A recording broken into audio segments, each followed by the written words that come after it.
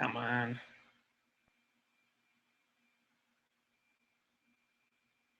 Go.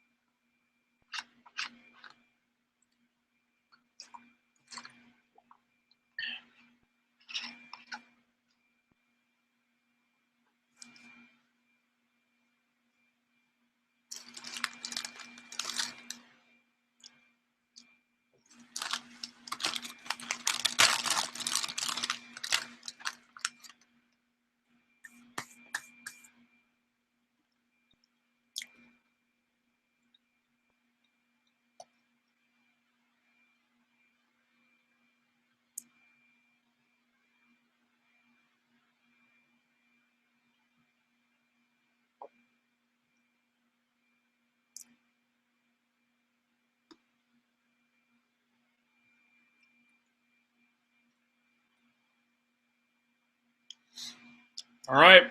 Excuse me. Welcome back to the show. We got Agents of S.H.I.E.L.D., we got Arrow, and we got Flash this week. And my laptop has been kind of glitchy lately, so we may have technical problems at some point. If the stream dies, just wait. I'll try to get it back up as quickly as I can, and I'm almost half expecting that to happen this time.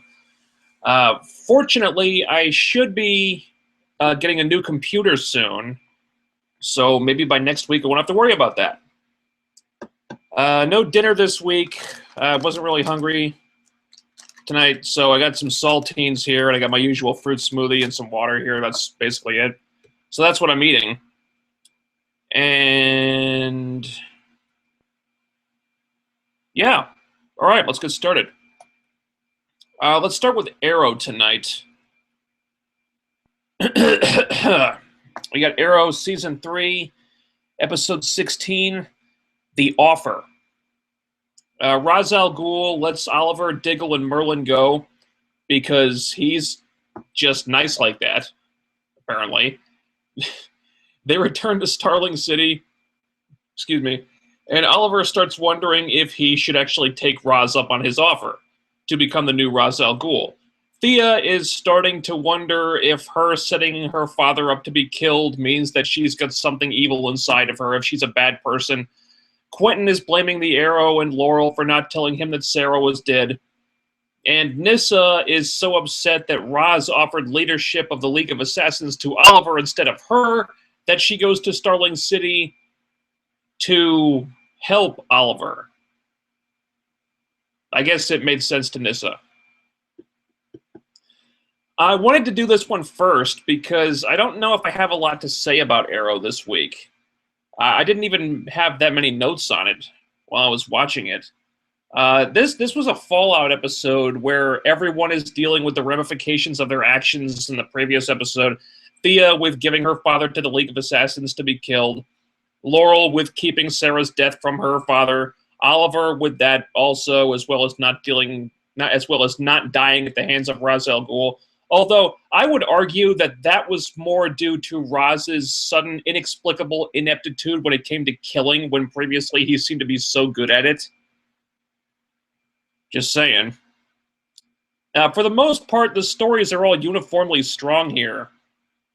The writing is tight, everything is paced and balanced very well.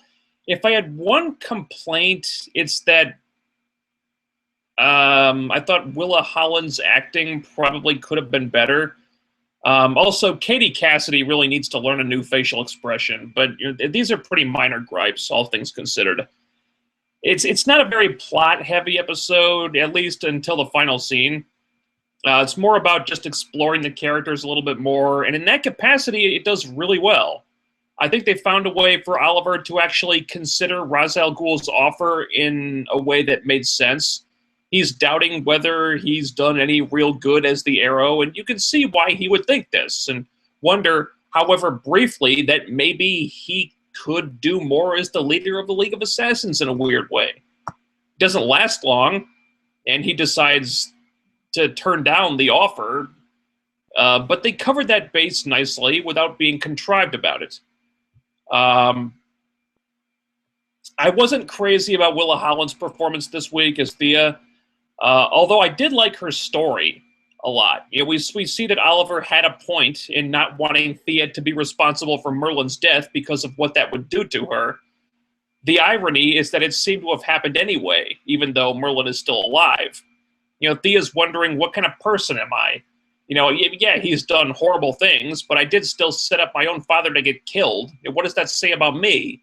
Am I a bad person? Is there something, just rotten inside of me? All compelling questions that make a lot of sense for Thea to be grappling with. It ties into her arc perfectly, where she's having kind of a moral crisis this season, and she could go one way or the other. And I really like that. I liked that just for a minute, she really did consider slitting Merlin's throat with that knife. It's an eloquent subplot. I just wish the acting had been better. I thought Willa Holland could have sold that a little more effectively. But that was my only real gripe about any of this. Amazingly, the Laurel storyline was not the worst thing here. Though, granted, that is mostly due to Quentin and Paul Blackthorne's performance. He's kind of doing what Laurel did in Season 2 right now, where he's in a lot of pain and he's directing that at everybody else. To his credit, he's a lot more sympathetic than Laurel was. Now, you understand where he's coming from. You may not like seeing him at odds with everybody, but you get it. But with him kind of hating the Arrow now, blaming him for not telling him about Sarah, probably feeling the Arrow was responsible in some way, I'm getting a bad feeling about where this is going. This is probably not going to end well. I stand by my prediction. I think Quentin's going to die this season. It seems like they're setting him up for some kind of tragic fate, and I guess that's okay. And it kind of seems like they're mostly done with this character anyway, but once Quentin's gone, who else do they really have to kill off without dipping into the core team? Merlin? Thea? Lila? I mean, if they kill Quentin, I get it. I think it makes sense to do. But they're going to be getting pretty close to jumping the shark after that. And I'm not sure how much farther they can push this before they start killing off characters that probably shouldn't be killed. For the record, I don't know if I totally trust Nyssa right now. She's outraged that her father would offer her legacy to Oliver instead of her, and then she goes to help Oliver and ingratiates herself to Laurel. Seems a little bit suspicious. That said, we know Nyssa is into chicks, and if they wanted to do something with her and Laurel, like it kind of sort of seemed like maybe they were teasing a little bit, you know what?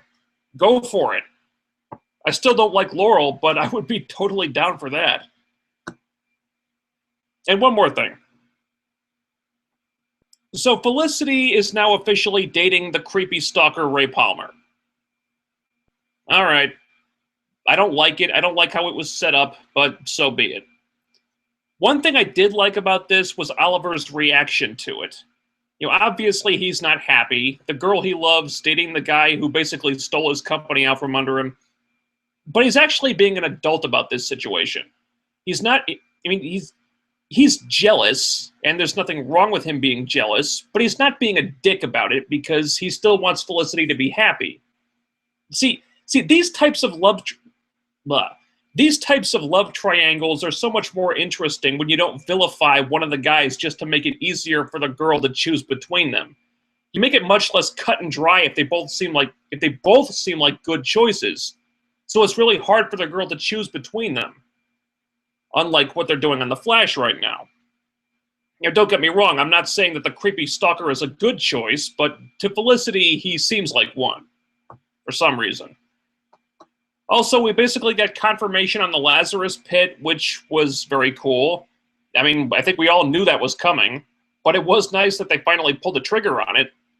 Shadow showing up in the flashback was really surprising. I don't know what's going on there, but a great twist with that. And that's pretty much it. I missed the first 2 or 3 minutes of the episode. I was doing something else. I was a little late. So everything before the opening Arrow logo, I missed. So I may not have covered some important detail. I might have missed something, but those are my thoughts.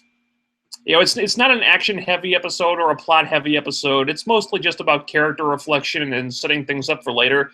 But it does a really good job with that. So it's a good, solid episode, even if I don't have a lot of strong feelings about it ultimately. Okay. And yeah, we actually had a bunch of Twitter questions about this one. At Pedro Lunian. To Roz, no means yes. I expect a Team Arrow versus League to follow. Yeah, you're probably right about that.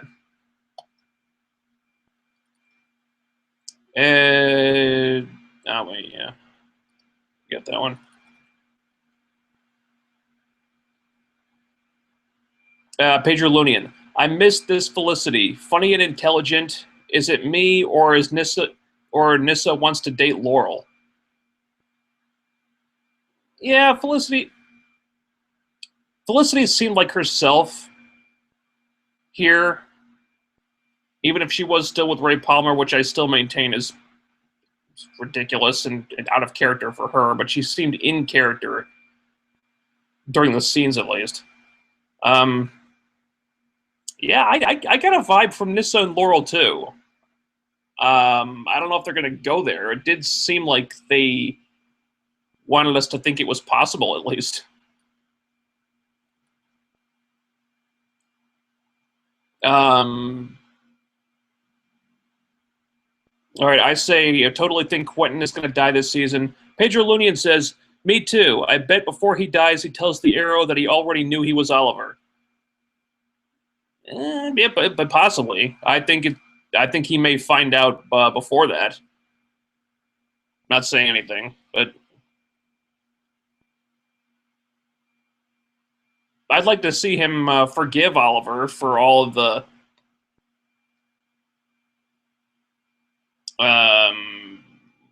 for all of his supposed crimes against him. And also say he's sorry for all the things that he's done to Oliver, too. I'd like to see those two make peace before Quentin dies, if he's going to die. That would be nice. All right. If you want to sound off on Arrow, do it now. In the comments section below.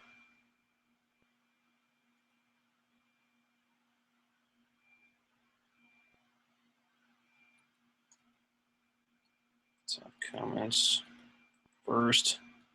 Come on, Google Plus, help me out here.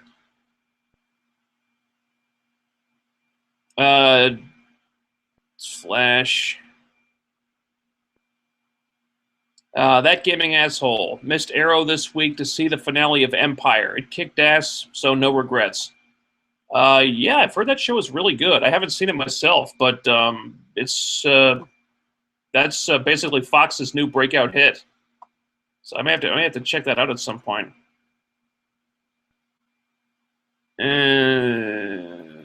Wrestling question.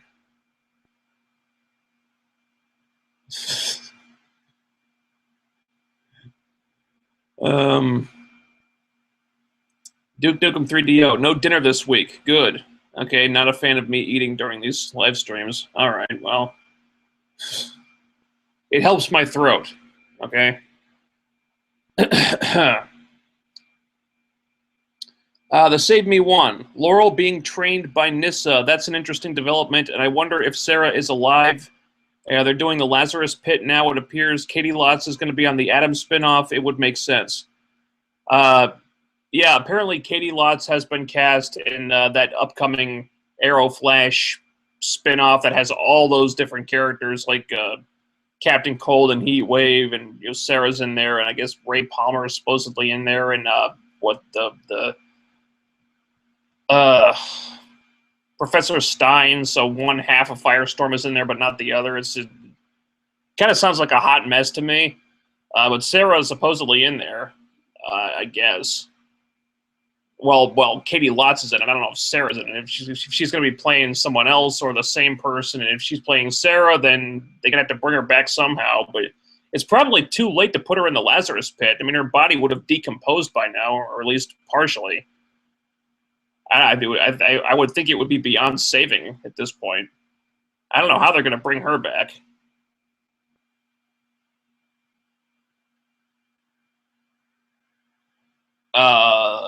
If the Lazarus Pit can resurrect the dead in this universe, I would think you'd have to put the body in there fairly quickly. Otherwise, we're talking about, basically zombies.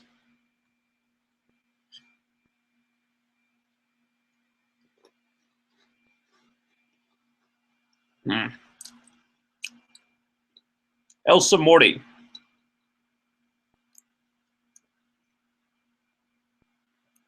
They could kill off Roy. I like this episode of Arrow because of the character's dynamic. Excuse me. It's something that has been missing in the last few episodes, like Oliver and Felicity. Also, I was happy to see Starling City in daylight. Yeah, we don't often see Starling during the day. That's kind of a rare occurrence. It's like Gotham in that way, I guess. The city, not the show. And I enjoyed the characters this week. This was a good character building episode. It's kind of light on the action, light on the plot, but the characters were interesting. I enjoyed that.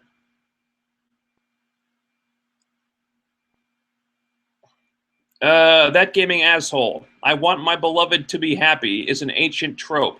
If they're pulling that off on Arrow, then it probably isn't going to end well, or it probably isn't going to end the way it seems to be shaking out. From what you said, usually this follows the rule of first person wins.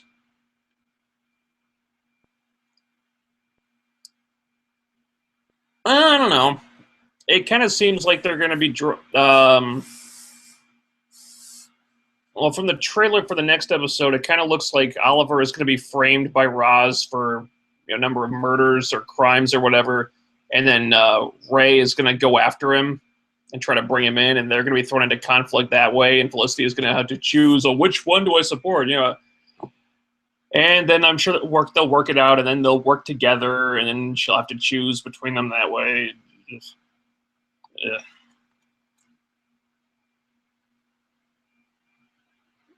Ultimately, I think Ray is going to be in favor of, if he had to choose, I think he'd choose being the Atom over being with Felicity. Obviously, she's not leaving the show. They'd be nuts to do that. Yeah. Costaledius, I see some parallels with the Batman the Animated Series episode, The Demon's Quest. Thoughts? Yeah. Yeah, well, God, it's been so long since I saw that episode. I do actually have Batman the Animated Series on DVD. I have all 4 seasons. I haven't watched them in a long time, though. But yeah, I believe there was an episode where Ra's al Ghul wanted Bruce to take his place. So they may have drawn some inspiration from that. Yeah, definitely. Jacob Walton, dude, come on, it's March Madness, so I'm watching and listening to you, but who do you got? I don't care. I don't follow March Madness. I really don't. The only professional sport I really follow is mixed martial arts.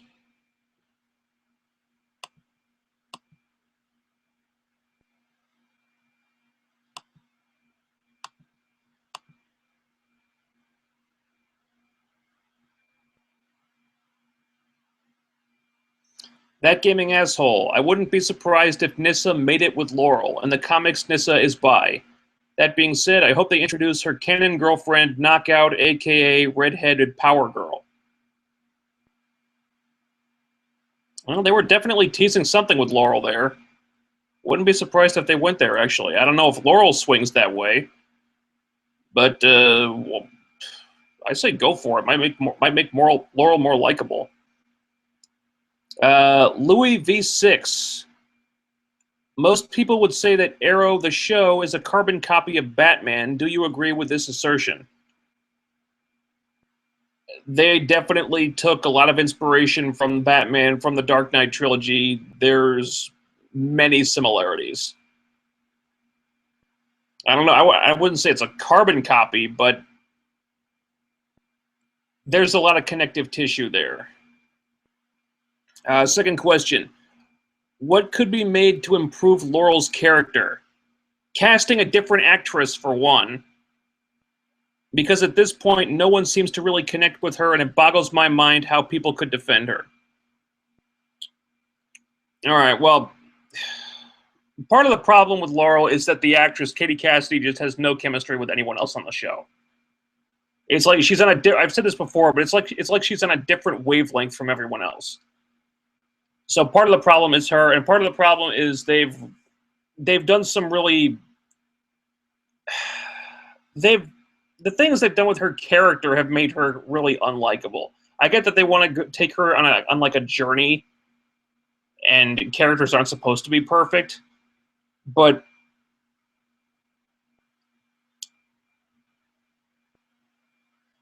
Laurel, she needs to be sympathetic even when she's doing bad things or making mistakes. And instead of being sympathetic, it seems like most people just find Laurel really annoying. Something about either the writing or the character or the actress or everything is just not translating the way it's supposed to. I think a different actress might have been able to sell this Laurel story better, but Katie Cassidy I don't think she really knows how to portray this in a likable way. If that makes any sense. The Save Me one. Sarah could have been put in the Lazarus pit long ago, and Ra's al Ghul has her hidden away somewhere.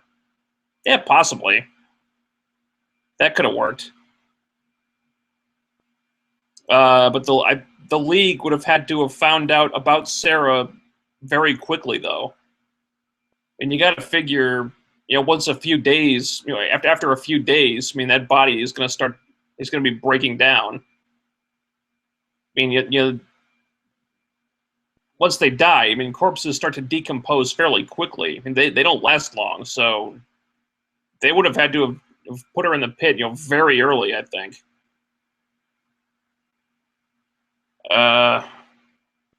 Who knows? Maybe they'll bring her back with magic or something. Excuse me. All right.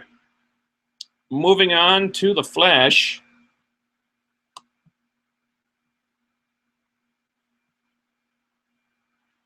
All right. Flash, episode 15, Out of Time. Sorry.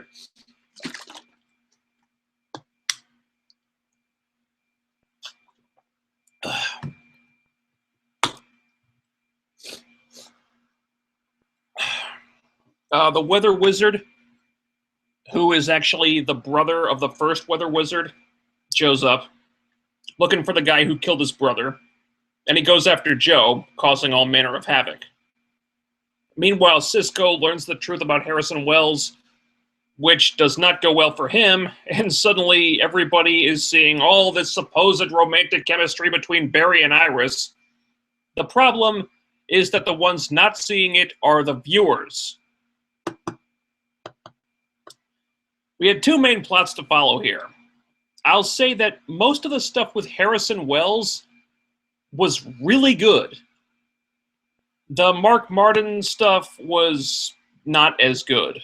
The Weather Wizard shows up, or the brother of the Weather Wizard, who was actually the real Weather Wizard, who just happens to have the exact same powers somehow.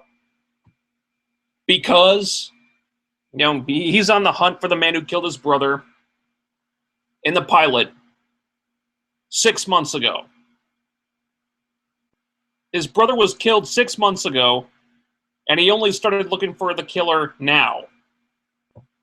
Yeah, they give kind of a half-assed explanation about this, that he had a lot of broken bones from the plane crash or something. So maybe it took him that long to recover. Okay, but where was he recovering? If he was in the hospital, wouldn't the cops have found him instead of thinking he was dead this whole time? Did he go to one of those underground mob doctors? Who took him there? Did he walk there under his own power after falling out of a plane in mid-flight? And if he could walk under his own power, then why did it take him so long to recover? I have so many questions about this. It was kind of a weak-ass explanation. Yeah, at least they did try to explain where he'd been this whole time, but still, it was hard not to think that they were just pulling this guy out of their ass a little bit. It just felt a little flimsy to me. I think a different villain would have worked better, like Mirror Master or something. I mean, someone where you don't have to come up with an excuse for where he's been this whole time. They just needed someone for Barry to fight while the Harrison Wells thing was blowing up in the background. It didn't have to be Weather Wizard again. If the explanation for why he wasn't hunting his brother's killer months ago was just going to be brushed off like that, it seemed a little contrived. This might just be me nitpicking, but it did bug me a little bit. I think this storyline might have worked better with a different villain, honestly. They could have had a different powered bad guy come after Joe for some other reason without needing to write around this plot hole, just to explain it. Now, I did like that the guy was such a powerhouse. Finally, we've got another bad guy who's a real threat for Barry, who Barry has to really struggle to overcome, and not just because he's acting like a dumbass. This guy looks like he could go toe-to-toe with the Flash, and I'd believe it. Just walks into the police precinct like he don't give a fuck and starts wrecking shop. This is a force to be reckoned with. I like this guy. Which just made Joe wanting to take the guy down himself that much harder to swallow. I get where Joe's coming from. It's personal for him. The Martins killed his brother, nearly killed his captain, blah, blah, blah. But Joe is traditionally the most level-headed character on the show. So when he tells Barry to stay with Iris while he goes to take down the Weather Wizard, I kind of wanted to smack him. Joe, I get that you're pissed off, man, but if this guy can create hail big enough to pummel a man to death, if he can command and redirect lightning like a fucking firebender, maybe you want to stay with Iris and let the guy with superpowers handle this. It just seems like that would be the smarter thing to do. You know what else would be a smart thing to do? Not leaving the gizmo that can negate this guy's powers on a table in the foyer so you have it, so you don't have it and are defenseless when the superpowered lunatic shows up to kill you. Why wouldn't Joe keep that with him at all times? That's just stupid. Come on. I mean, Joe is supposed to be smarter than that. But no, he just leaves the wand lying there so he can't get to it when he needs it. And then he insists on taking the guy down himself, and to the shock of no one, that doesn't work.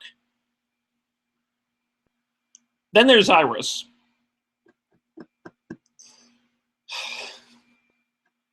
You know how on Arrow they started out with Laurel as Oliver's primary love interest, but then the writers realized that those two had no chemistry, and so they swapped Laurel out with Felicity, and that made things a lot better? Why can't the Flash writers do something like that? I know we're still in the first season here, but a little course correction is needed, I think. Now, they are just determined to do this Barry Iris thing, at least right now. And I couldn't tell you why. It doesn't work. Even when they're trying to force this supposed romantic connection between them that just popped up from out of nowhere, it doesn't work. They spent half the season feeling like a brother and sister, having a brother-sister type of chemistry, and now the writers are trying to change everything just like that when the chemistry has stayed the same.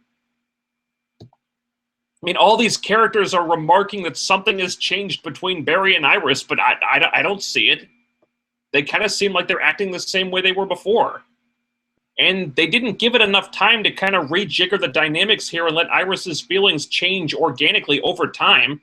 This all happened within a couple episodes. So when she admits that she's feeling something for Barry and they kiss, it just feels like bullshit. They didn't earn this. Barry was like Iris's brother for half the season, and then it changes so quickly when everything about their chemistry is pretty much the same. I don't buy that. Example. On Agents of S.H.I.E.L.D. this week, we had Blair Underwood playing May's ex-husband. After one scene between these two, I totally believe that they used to be married.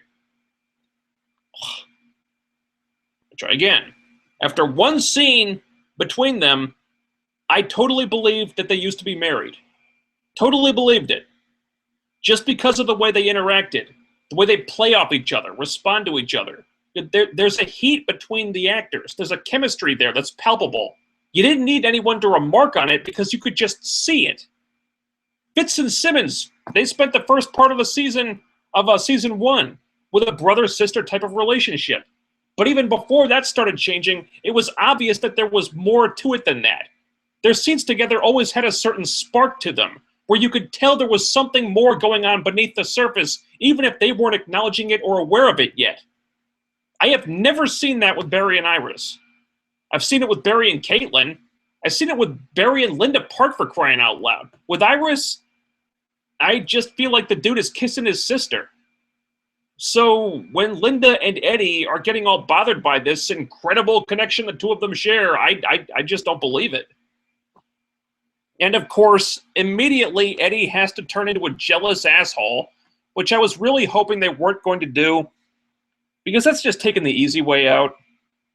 You vilify Eddie, you just make it really easy for Iris to hook up with Barry, which is not what this situation needs. You need to make it harder so Iris's feelings have time to change in a way that's believable. Wouldn't it be more interesting if Eddie was understanding and mature about this situation? Actually showing us why Iris was with him in the first place, because we've never really seen that before. He can still be jealous without being a total prick about it. Reference Oliver this week in Arrow. You know, actually make this a tough decision for Iris, at least for a while. You know, to me, that would be a better way to go than just turning Eddie into the stereotypical jealous boyfriend. And if he's eventually going to turn to the dark side and become a bad guy, it would make that story a lot more tragic. Then we got the Harrison Wells stuff. Quick question. If Iris's journalist partner at the newspaper has had a picture from the security camera of Simon Stagg's office of Harrison Wells entering the building the night he was murdered, knows that Wells was the last person to see Simon Stagg alive, and has apparently known about this for months, why did the fucking police never know about this? This seemed like a very easy evidence to obtain. Why was Wells never a suspect in the murder? Based on that evidence, I think he would be the primary suspect. I mean, why was he never even brought in for questioning about this? What kind of sense does that make? I don't know. That aside, everything else with Wells I liked a lot. This was what they'd been building up to all season. You know, he finally comes out as the Reverse Flash. I thought the payoff was very well done. Now, with Cisco becoming suspicious and running tests to find out how the Reverse Flash escaped them last time, I don't know why he wouldn't have run those tests earlier, or why Wells wouldn't have deleted the Reverse Flash projection from the system to prevent this very thing from happening. But whatever. The scenes with Wells and Cisco were really good, especially the last one. I love how they explained how him and the Reverse Flash were seen in the same place at the same time. How he made it look like the Reverse Flash almost killed him was kind of a stretch, but the projection was really cool. And I did like that they cast a little bit of doubt on Wells with that whole thing. It was obvious, pretty early on that he was the Reverse Flash. But when you saw the two of them in the same place at the same time, when you saw the Reverse Flash attack him, just for a minute, it made you wonder, maybe it's not that simple. Maybe there's something else going on here. Not for long, but a little bit of doubt goes a long way. And this was a great scene. Very suspenseful. And what I loved about it was that Wells was very calm during the whole thing. He never gets emotional, never loses his control. It was a very subtle performance by Tom Cavanaugh here. You get the sense that this is a guy with a plan who knows exactly what he's doing, and he's very menacing because of that. And he does this without getting worked up at all. That was really powerful. And when he actually kills Cisco, that was a big holy shit moment. I didn't see that coming at all. But then they kind of ruin it. Barry time travels into the past in the final scene. They couldn't even wait one episode. And you already know how they're going to get around this. I'm not complaining if they bring him back because I like Cisco, but killing him like that took a lot of balls. And if they have Barry save him in the next episode, it's going to feel like a pretty big cop-out. And also, this is kind of why I didn't want them to do the time travel thing in the first place, because unless they handle this really fucking delicately, this is just going to open up a whole mess of plot holes. Because now that Barry can time travel, it basically gives them an out for every time something bad happens. People die in a car accident, no problem. He'll just time travel 5 minutes into the past and save them. Joe gets killed in the line of duty, no problem. He'll just time travel back to the day before and save him. That's probably how he's going to save Cisco. And if Barry doesn't do this, then every time they'll have to come up with an explanation for why he can't do it. It just feels like they're opening up Pandora's box here, and I'm not sure if the writers are prepared to deal with the results. Example, Heroes. On that show, they had a character, Hero, who had the power to time travel. Sounds like fun on paper, right? The thing is, when you have a character who can do that, they have the power to basically solve every problem on the show before it even becomes a problem. So to get around this, the writers were constantly having to come up with reasons for why Hero couldn't do this, which basically involved them taking away his powers for long stretches of time. They did this every fucking season. And after a while, it just started to feel like a bunch of bullshit. So this time travel thing might be really cool in theory, but it's also going to cause a lot of problems that they need to stay on top of. It's not a criticism, at least not yet. I'm just saying the writers are going to need to pay close attention and really be on the ball with this, because this could blow up in their faces very easily. I think the easiest way around it would be to have time travel be something that's insanely difficult to control and really imprecise. So Barry decides that it's too risky to try unless it's to prevent like the end of the world or something. Otherwise, they could be causing a lot of problems for themselves from a writing perspective. Anyway, the Barry Iris stuff doesn't work in my opinion. The Weather Wizard plot wasn't terrible, but it had some holes in it that I had trouble getting around. I think a different villain would have worked better, really. But the Harrison Wells / Eobard Thawne reveal I really liked a lot. And while I'm definitely wary of the time travel stuff they're getting into now, I'll give them the benefit of the doubt for the time being, at least.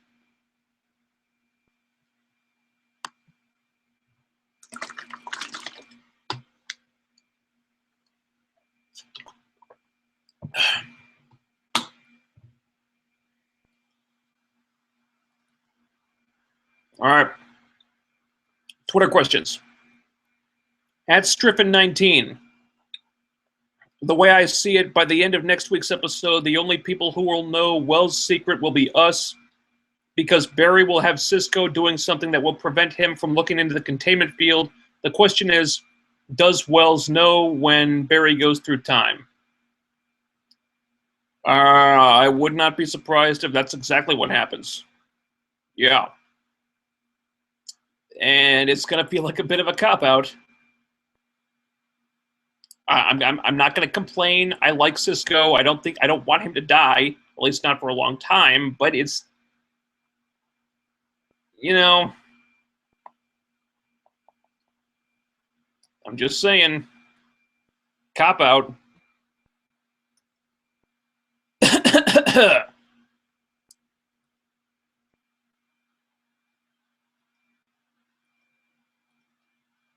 All right. Sound off on Flash. Do it now. Duke Nukem 3DO. Are you excited for the upcoming Trickster Flash episode? Hell yeah.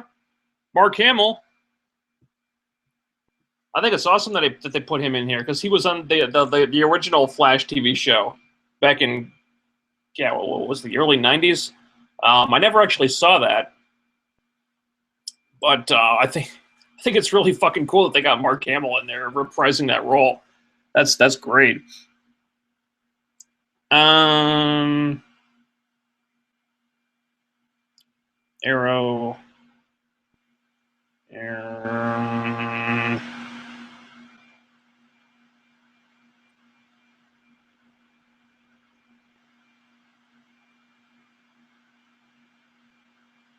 Some Arrow questions.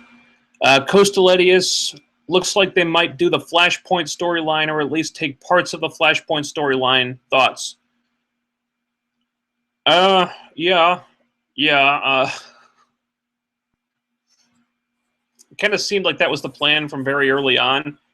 I'm really hoping that this doesn't turn into a New 52 situation, because that was a bunch of bullshit.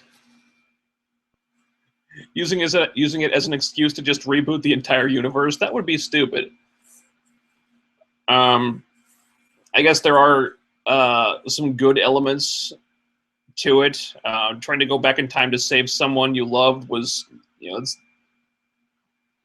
it's not a bad idea. It can work. I'm just very wary about time travel stories. If I had to choose, I would prefer they just not go there. Because again, you're opening up so many plot holes with this. Temporal paradoxes and all that stuff. I'm trying to keep an open mind, but I'm really nervous about that. That gaming asshole. They should have made him Major Disaster instead of a new weather wizard, since Major Disaster had more powers, like he could summon meteor strikes, for instance. Meteor strikes, Jesus. Yeah, why the hell not? That would have worked. Like, say that, Joe arrested him before the particle accelerator explosion, and now he has powers and he wants revenge for being sent to jail for years or whatever. You could have done it. You could have done something like that instead of just introducing a new weather wizard who's the brother of the old weather wizard and has the exact same powers. And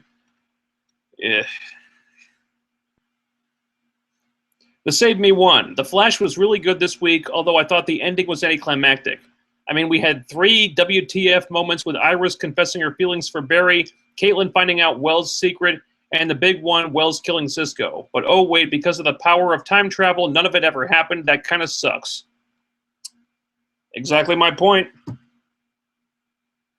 My guess is they're going to undo all of that next week.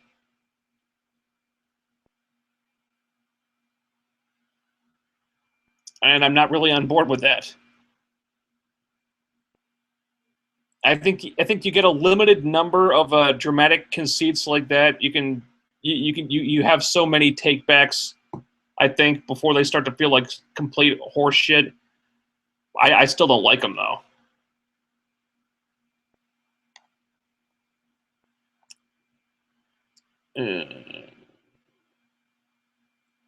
Jacob Walton, I'm pumped for Mark Hamill as the Trickster. Do you remember him playing it in the old TV series? I never actually saw it in the old series. I've seen a few episodes of the old series. I didn't watch the whole thing. I should try to find the old Mark Hamill episode though.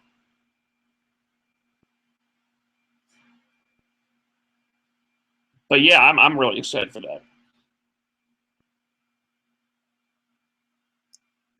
That gaming asshole. I believe the implication was that he healed quickly because he's a mutant. Okay. I thought it sounded stupid too, which is why I said they should have used Major Disaster since he kind of can survive stuff like that. Or maybe a more obscure villain like Obsidian or Extant, like they might be too OP for the Flash. Yeah. They could have used any number of villains and it would have worked the same way, I think. Without having to write around a plot hole just to use the Weather Wizard again. Costaletius, I think the reason Wells can't return to his own time is because Barry is siphoning the Speed Force. All right, yeah, possibly, but Wells has said he's been stuck in the past for 15 years. That's long before Barry became the Flash. So I think that may be part of it. I think there's probably more to it than that, though.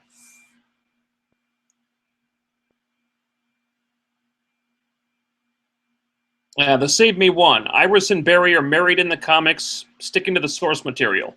Not anymore, they're not. New 52 kind of rebooted everything. I haven't been reading the Flash comics, but I'm pretty sure they're not married anymore. Just like Clark and Lois aren't married anymore. Also, in the comics, Green Arrow married Black Canary. Briefly.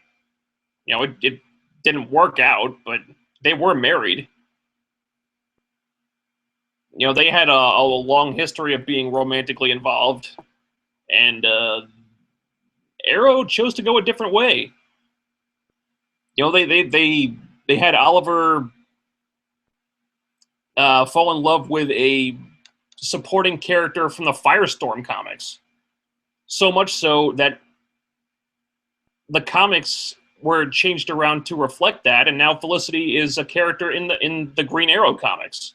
Like a completely different version of Felicity. So, you know, the source material is open to interpretation, especially with how the New 52 kind of, you know, knocked over so many tables.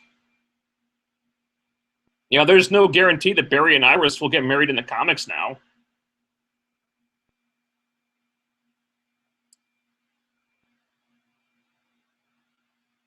That gaming asshole. Oh, Jesus, what they did with Iris this week, that low bang you hear, that's my jaw hitting the fucking floor when she starts macking on Barry in front of Linda Park. What the actual fuck, matey? Yeah. Being pretty overt with it. I mean, show some decorum, Iris. I mean, the guy is with somebody here. I wanted to beat the shit out of her. You should have seen me. I was about to flip my table out of sync with time and space and create a wormhole to Central City just to punch her in the breasts. Wow. My girlfriend stopped me purely because she didn't want me lost in time, hoping against hope that my next job would bring me home. I have the Quantum Leap theme song stuck in my head now, dude. I hope you're fucking happy.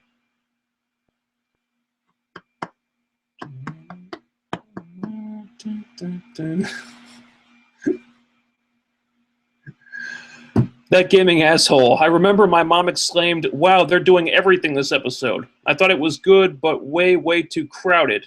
I prefer if they focused on one plot or the other, Zoom or the Wizard, or maybe finally Grodd, goddammit. The way they finally explained how Zoom did all of this, like the hologram and everything, was retarded. What did he expect? No one to ask the thing any other questions? That's a fucking Scooby-Doo scheme. Yeah, that's a bit of a plot hole there. I guess he was banking on them thinking that the Reverse Flash just wouldn't want to answer their questions and would just say what he had to say and not really care about them because they're beneath him and then just fuck off. It was a calculated risk, but hey, it worked. Not going to say it wasn't a little contrived, but I didn't really think about it. I thought it was stupider that the projection of the Reverse Flash was still in the system weeks later. I would think that if Harrison Wells was smart, he would have deleted that the first chance he got to prevent people finding it like Cisco did here. That gaming asshole. Vibe isn't dead. That's probably how he got his powers. Who knows? I mean, it looked like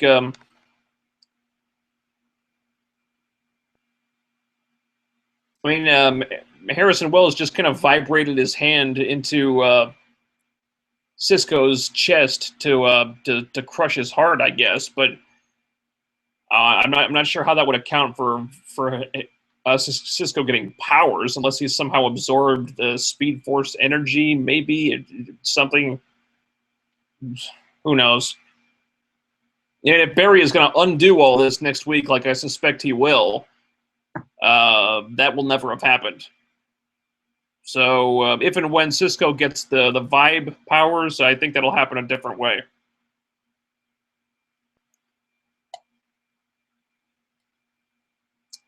Okay.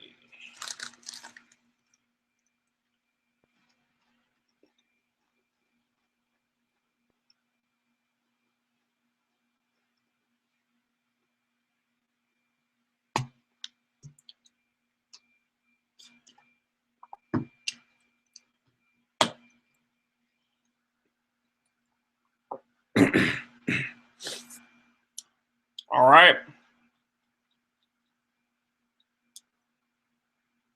Moving on. Agents of S.H.I.E.L.D. Season 2, Episode 13, One of Us. Cal is rounding up a group of powered thugs from the S.H.I.E.L.D. Superpower Index to cause some havoc, lure out Coulson, and show Skye what S.H.I.E.L.D. does to people like that.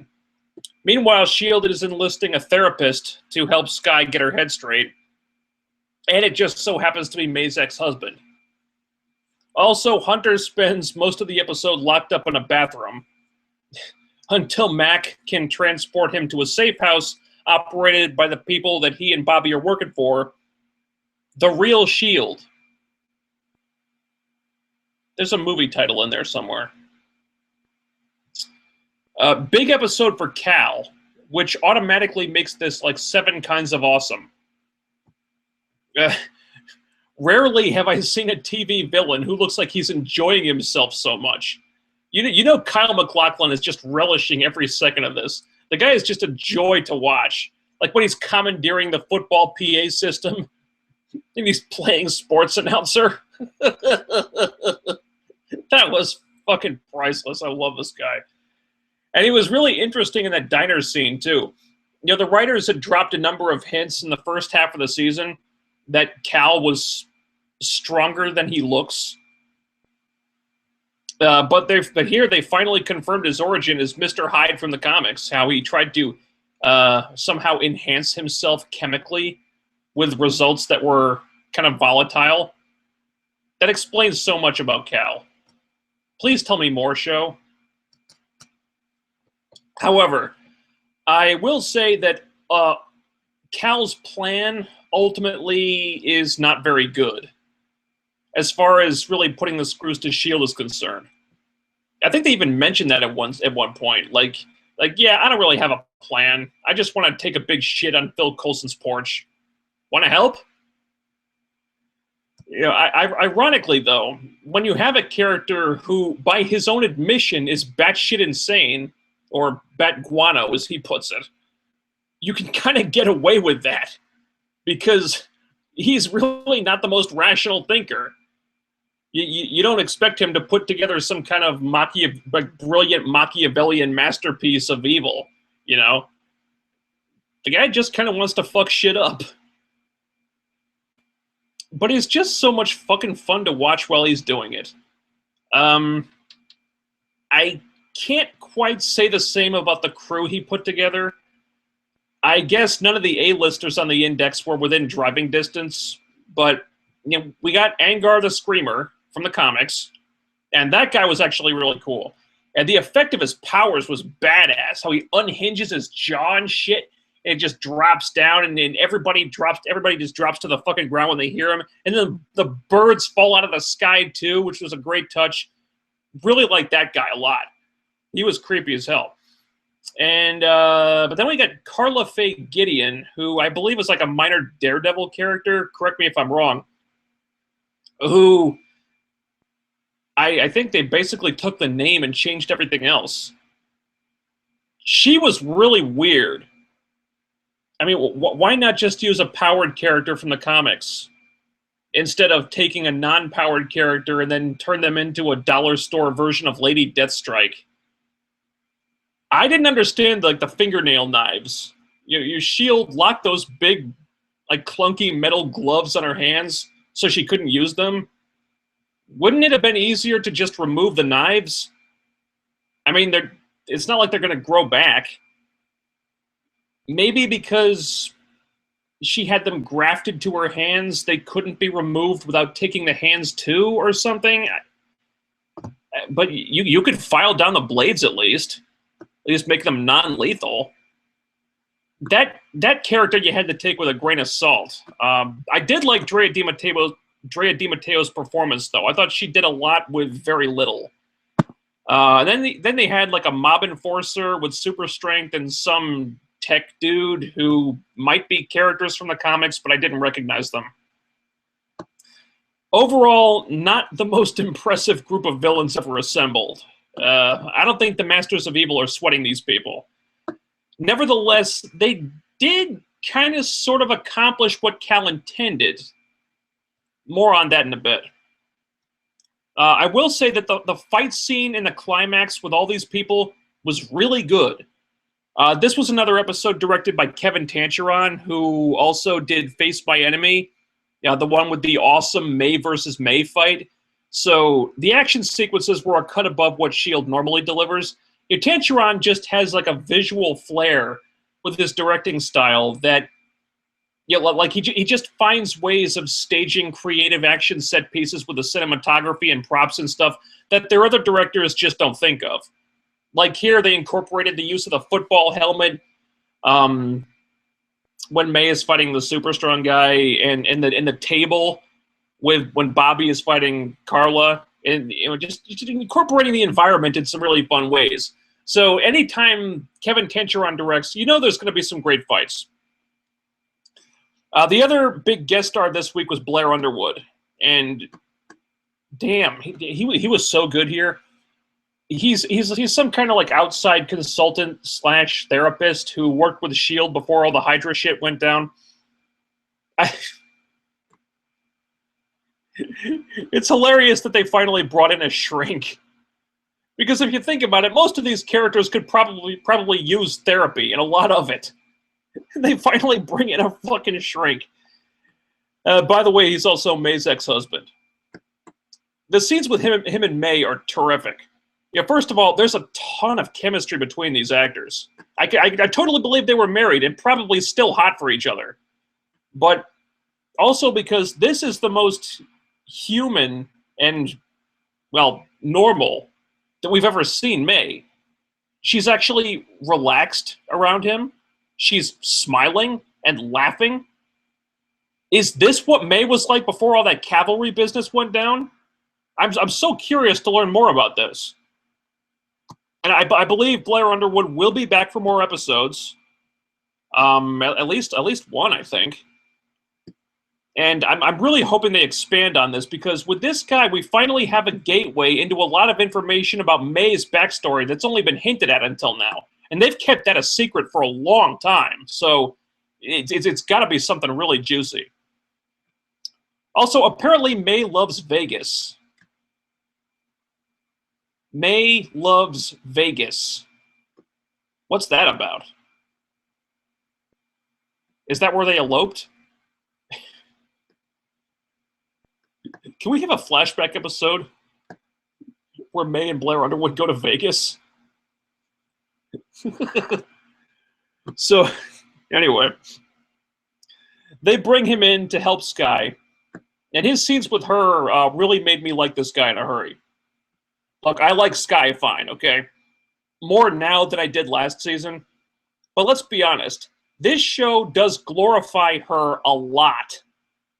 So it was very refreshing to have a character like this who comes in and is just completely unfazed by her, who sees right through her bullshit, who doesn't think she's the most charming person in the world, and just tells it like it is.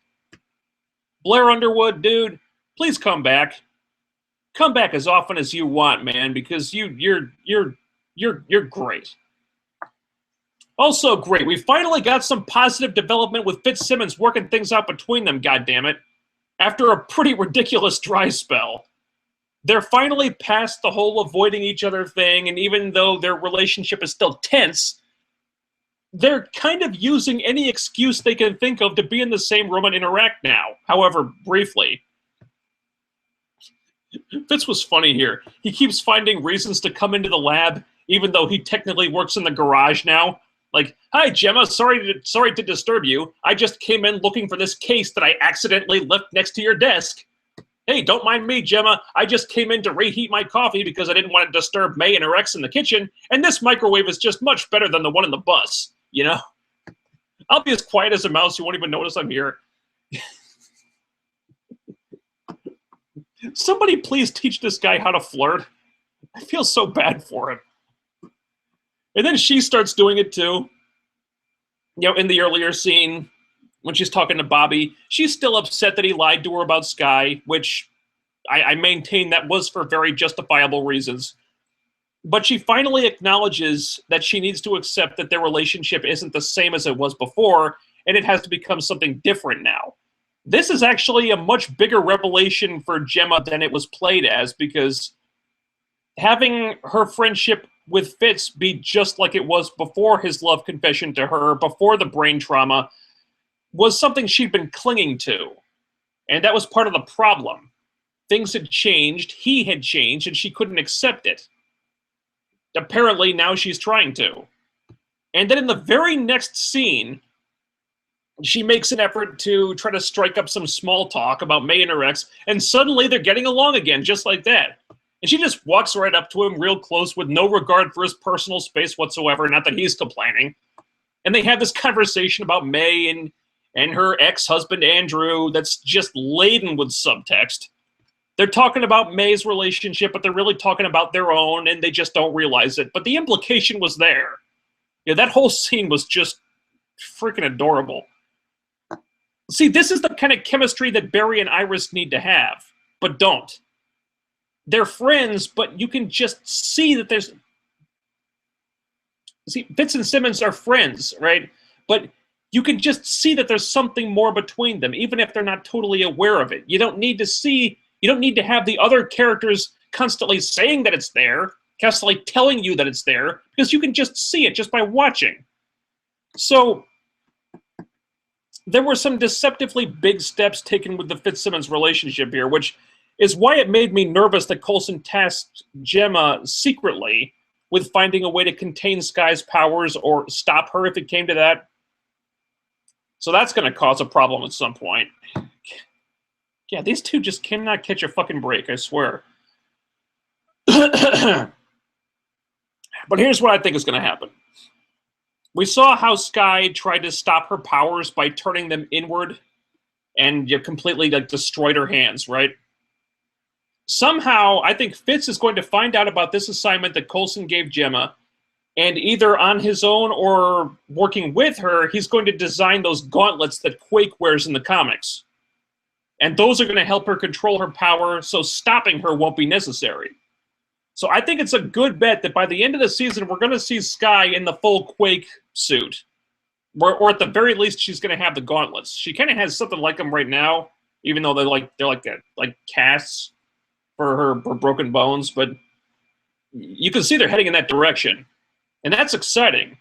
Maybe if they work together on it, that'll be how Fitzsimmons finally patch things up for realsies. Fingers crossed.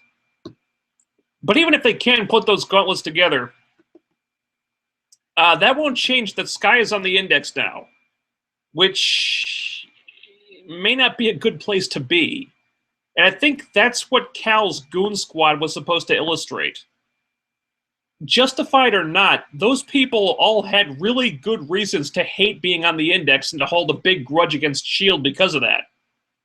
And they did drop several hints that the people on the index are not always treated appropriately. There was that one part where I think it was the tech guy who was defenseless is pretty much begging for mercy, and Coulson just knocks him the fuck out. Another scene where Bobby tells Carla to just give herself up to S.H.I.E.L.D., and Carla says, yeah, I tried that once. It didn't work out so well. Plus, Donnie Gill was surely put on the index, and we all saw what happened to him. But, these people would have happened. These things would have happened before the Hydra infiltration of S.H.I.E.L.D. was discovered. But nevertheless, there is a pattern here of powered individuals not liking what happens to them when they're put on the index. And that's why the assignment that Coulson gives to Simmons is so concerning. If I were Sky, I'd be a little nervous about that right now. About being on the index, because I don't think that's going to lead to good things. I think Cal ought to be a little nervous too, though we don't know why yet. That was a big shocker when Gordon shows up right before the big fight and he teleports Cal out of there. By the way, Gordon's teleportation effect is fucking magical. Great VFX work on that. It looks amazing. But why would Gordon take Cal and not Sky? Why not both of them, at least?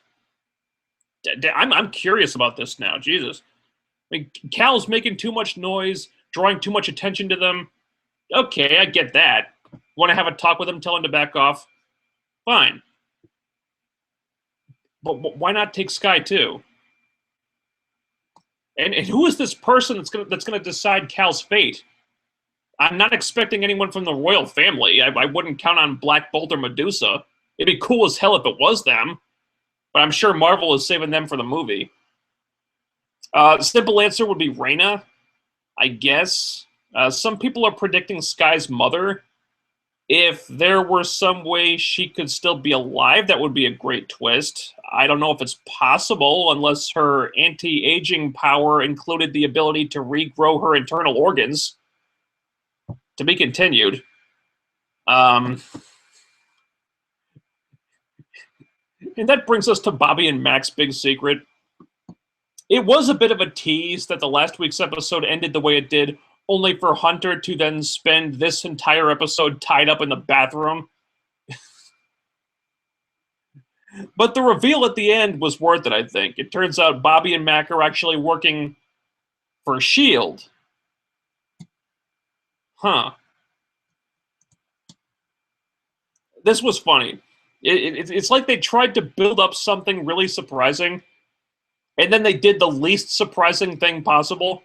But the fact that it wasn't surprising is actually what made it surprising, if that makes any sense at all. It probably doesn't. So I guess this is some kind of S.H.I.E.L.D. splinter group. Maybe a team of people who aren't on board with Coulson as director for whatever reason. Okay. Yeah, that makes sense. I don't know if his promotion to director didn't exactly go through official channels. So I guess it's possible that some S.H.I.E.L.D. loyalists may have appointed someone else.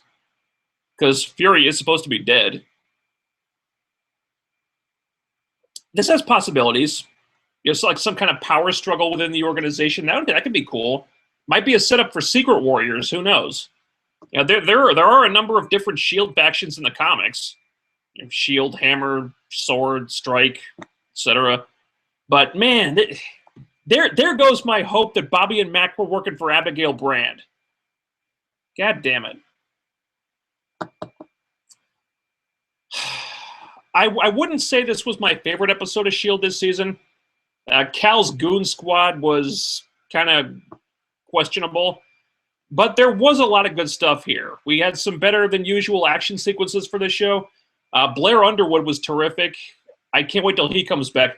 Kyle MacLachlan milked his screen time for everything it was worth. And we did get some really intriguing setup for the Inhuman storyline in this rival S.H.I.E.L.D. faction, whatever it is, which is apparently how they're introducing Edward James Olmos next week. So say we all. Fuck yeah. So, a few issues here with the Cal's team, but still a really enjoyable episode of S.H.I.E.L.D. this week.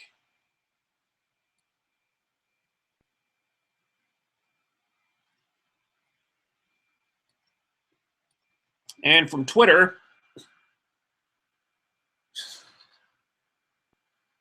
holy shit! Put his mouth guard back on. Pedro Lunian reminds me of Arnold Vosloo as Imhotep from The Mummy. I didn't think of that, but yeah, they did do an effect in that movie where his mouth kind of elongates and goes down like. Aah!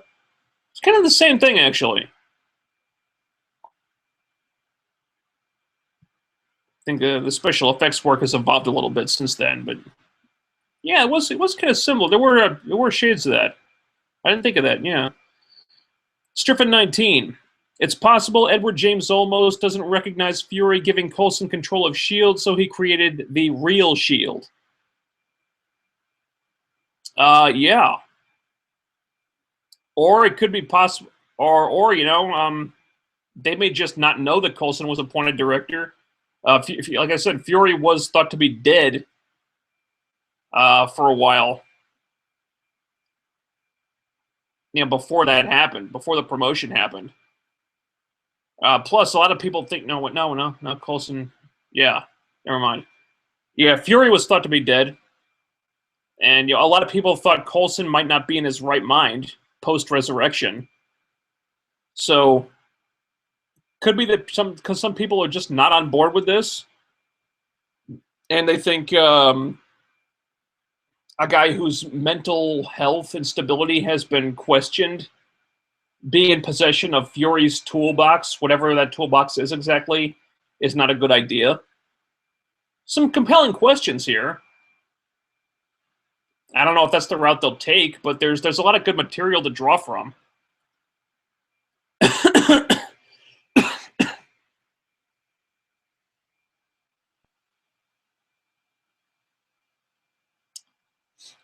All right.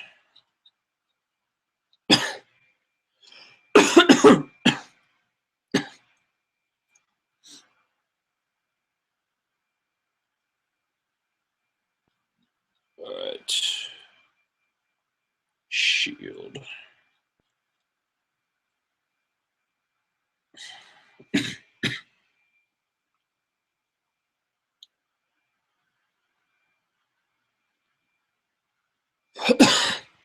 Damn. Should have brought some cough drops.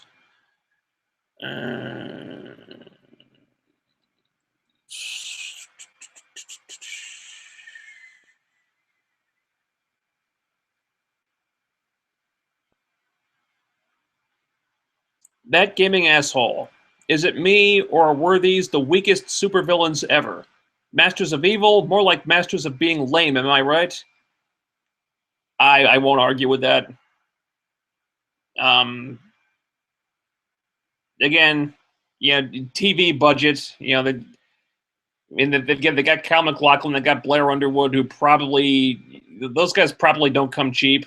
Plus, they had the teleportation special effect, which I imagine probably isn't very cheap either. Andrea Di Matteo, who's a name actress, would probably command more than the salary for a usual day player. I mean, they probably had to cut corners somewhere. Maybe they could have picked different characters from the comics that might have worked better. These guys did kind of come off like D-listers, though, except with the exception of maybe Angar the Screamer. I'm not going to argue with that. I do still think they kind of got the point across that being on the index is probably a bad thing for you if you have powers. So they weren't very. They didn't come off incredibly threatening. Um, for a one episode stint, I think they got their point across though. But yeah, the supervillains they were pretty weak. I'll agree with that. The Save Me one. Don't see why they were making being on the index such a bad thing. If you have powers, you go on the index. Yeah, there are freaks like were showcased in this episode, but there are also great heroes like Steve Rogers, Thor, or Bruce Banner. Yeah. Yeah. But I think the point is, I mean, they're racking up a number of examples of people who were on the index who were treated badly for whatever reason. I'm not saying they didn't deserve it, but I think the point was to put put the seed of doubt in Sky's mind that, hey, my dad said that they're not gonna the Shield isn't gonna understand me. They're not gonna know what to do with me, how to handle me, how to treat me, and oh shit, here are people who were on the index and they hated it enough to kind of try to go to war with Shield because of it, and now I'm being put on the index here now too. So what's going to happen to me?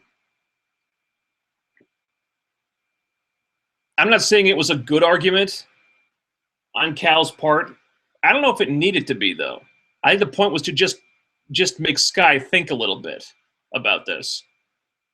Maybe have her doubt herself a little bit. Have her doubt maybe just to make her a little less sure of everything. Because the producer said at one point in an interview that Sky is going to start to realize that maybe her dad kind of had a point, and this could just be pushing her down that road a little bit because Shield, they may have good intentions here. They may be trying to understand Sky. That doesn't mean they'll succeed right away. And there could be a point where Sky tries to seek out Cal because he does have information that Shield doesn't. I mean, he surely knows more about the Inhumans than they do. And Sky may need that information. I'm just saying.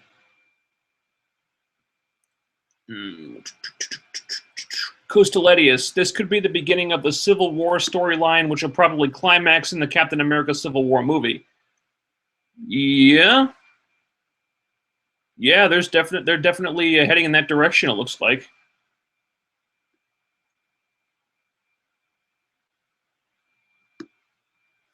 And this is another thing that I was hoping that the show would kind of turn into. We saw a little bit of that in the first season, like on the episode where Sif showed up for the first time. How she was hunting Lorelei, who had escaped, and Odin had tasked her with retrieving Lorelei, bringing her back to Asgard. Of course, we know Loki is posing as Odin now. So maybe Loki wants Lorelei for some kind of evil purpose. So that could have been set up, like setting up backstory for the next Thor movie. And just like that, this could be setting up backstory for the Captain America Civil War movie, which is, still quite a ways off. So we're not just doing tie-ins for movies that have already come out. We're doing tie-ins for movies that have yet to come out now, which is really fucking cool. It's exactly the kind of thing that I hope the show would be doing.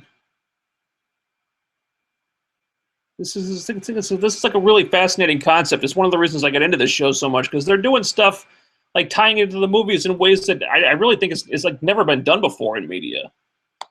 And I'm a big proponent of people in that business trying new things. I think that's really exciting, exciting stuff. That gaming asshole.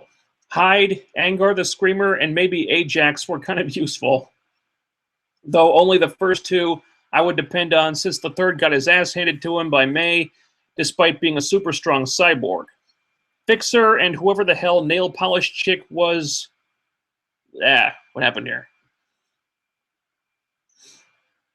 were monstrously underwhelming, and even Ajax was kind of lame.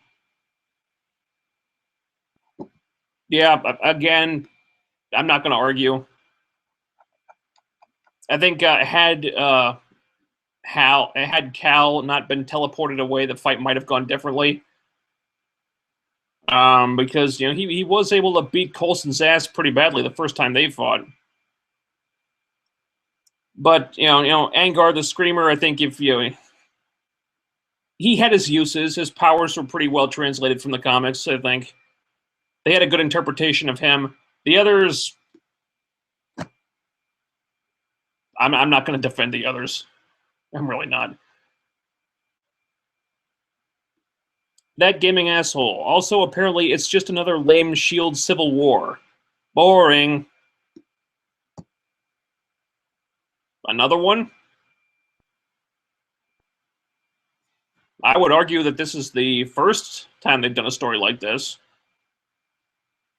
I mean, last season it was Hydra. And it's not like this hasn't been done in the comics. And there's all sorts of different S.H.I.E.L.D. factions in the comics. I really like what they've done with it so far. I think it's been really interesting. Elsa Morty, I really liked Blair Underwood. He is a fine man, and he actually has chemistry with the whole cast. He blends in really well. Oh, totally, yeah. I thought the scenes with him and May really pop. I love how he didn't take any of Sky's bullshit. He fit right in with everybody. Plus, he's a really damn good actor, too. I really hope they bring him back a lot. The Save Me one. Just like Flash, I thought S.H.I.E.L.D. was anticlimactic. Another S.H.I.E.L.D. really okay. I get that there would be past agents that might blame Nick Fury for S.H.I.E.L.D.'s collapse and not want his hand-picked successor Coulson in charge. Plus, Coulson has had issues since coming back from the dead. But come on, if they don't want Coulson as director, then just go to the guy, state your grievances, and try to have him removed.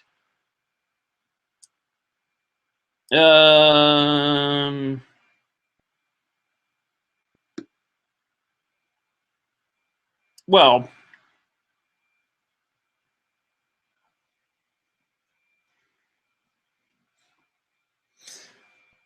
I think going through official channels is not the way they really do things anymore.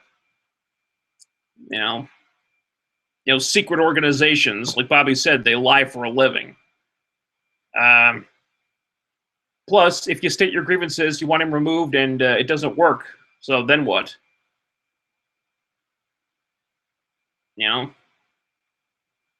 Then you're kind of fucked. Plus, we really don't know what the situation is yet. We know that there's another S.H.I.E.L.D. faction that had Bobby and Max spying on Coulson for some reason. And that's it. We don't really know if they want Coulson removed yet. If they do, I suspect there's a reason why they didn't just go to him. Maybe they didn't trust him. Fury was the one who let this Hydra infiltration that destroyed the organization happen in the first place. Coulson was the guy that he picked to succeed him as director. They didn't trust Fury. They might not trust Coulson. So maybe there's a reason they just don't go to him face to face and just try to do this by the books. There's any number of reasons why they wouldn't want to do that. But building another S.H.I.E.L.D. behind his back, having Bobby and Max spy on a team, and bringing in Ward and 33 when having old Hydra agents is what caused S.H.I.E.L.D.'s death in the first place seems a little excessive to me. Well, why do you think they're bringing in Ward and 33? There's nothing to suggest that might happen. If it does, okay. I don't think it will. There's nothing in the promos or the spoilers, quite frankly, to suggest that Ward and 33 have anything to do with this S.H.I.E.L.D. faction. And if there's anything legitimate about the S.H.I.E.L.D., this different S.H.I.E.L.D. faction at all, I don't see why they would have Ward and 33 in there. I mean, Ward pretty much fucked over S.H.I.E.L.D. in a big way, and 33 is psychologically, she's a fucking mess right now.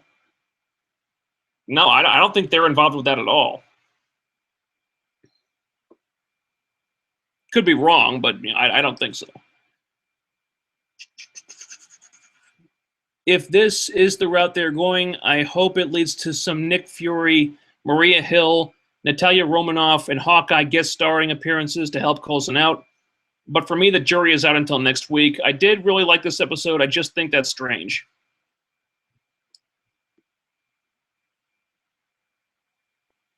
Okay, yeah. I would be surprised if we didn't get Maria Hill, at least at some point this season. I think Jeremy Renner did kind of tease a little bit that Hawkeye might show up. Black Widow, I kind of doubted. Scarlett Johansson is very busy making movies. And I would imagine that Samuel L. Jackson is kind of hard to pin down for guest star appearances. Not ruling it out, but I think Maria Hill and Hawkeye are probably a lot more likely.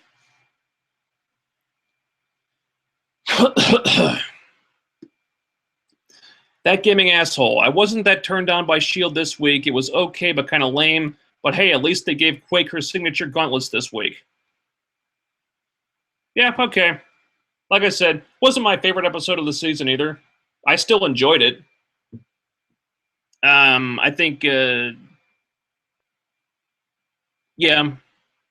I won't defend this episode as vehemently as I would some of the others, even though I did end up liking it. And yeah, they did kind of give Quake the gauntlets.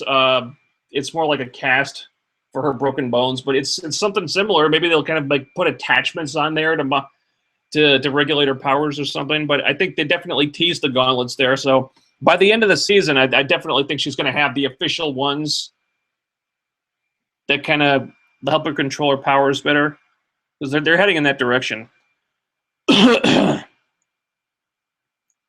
Elsa Morty, Fitzsimmons need to be locked up in a room so they can talk, communicate, fight, and do whatever. It'll happen. I'm looking forward to that scene. It's funny you should say that. In the promo photos for the next episode, it almost kind of looks like that's exactly what happens. They have Fitz and Simmons in the lab, with Mac is kind of standing at the door, kind of guarding it, looking like he's just not letting anyone in or out. I'm not saying that's what's happening, but that's what it looks like is happening. And it looks like they're trying to talk, and Gemma looks kind of upset and stuff. And so we know they're at least going to be in a room together, and they're going to have a conversation. It doesn't look like it's a carefree one. Plus, the episode title is "Love in the Time of Hydra," which could mean anything. I guess kind of suggests that love in a difficult period is kind of a theme of the episode. I'm not saying it applies to them specifically. An interview with Jeff Bell suggested that it probably applied to Ward and 33 more than anyone. It's kind of surprising. But I don't think Fitz and Simmons will be excluded from that, at least. I do think we can expect something, some kind of development with those two next week.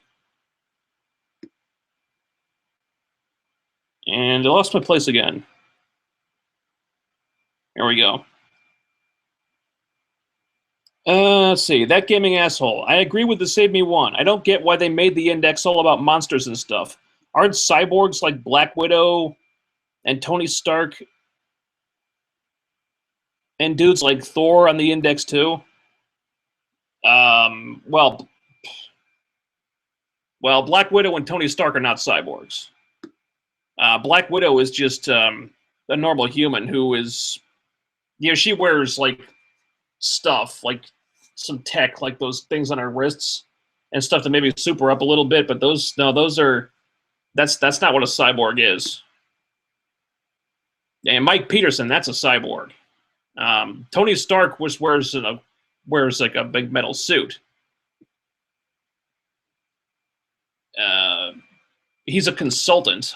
We don't know if he's on the index or not. Thor might be. Him not.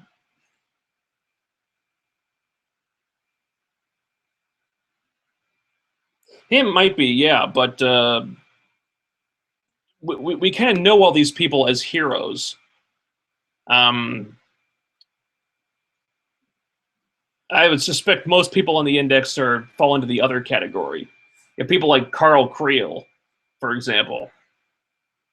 I'm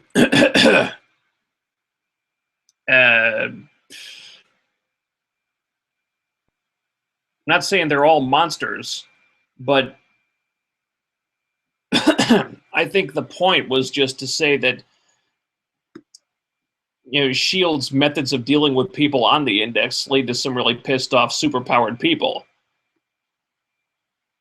Could be because of the Hydra influence before the collapse of the organization. Because we saw how Donnie Gill made out because of that.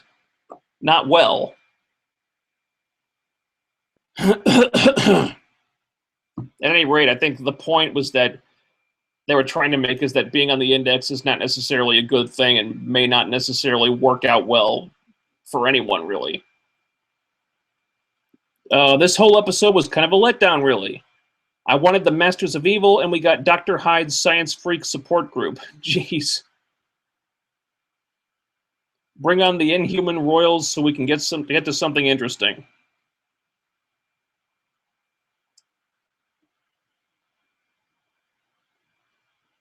All right, well, if you're looking for the Masters of Evil, you might be disappointed. I think one of the mandates put on them by the studio, the show, put on the showrunners, is that they're forbidden from using characters that might debut in the movies first. So Masters of Evil are probably not going to happen.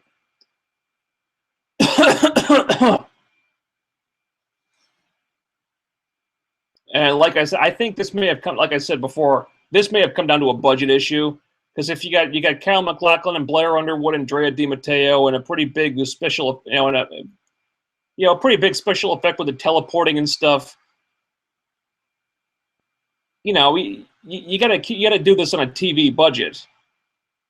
So if you want to have some huge supervillain throwdown on top of that, with like big special effects and set pieces and action sequences and stuff like that, it's TV, guys. There's only so much they can do.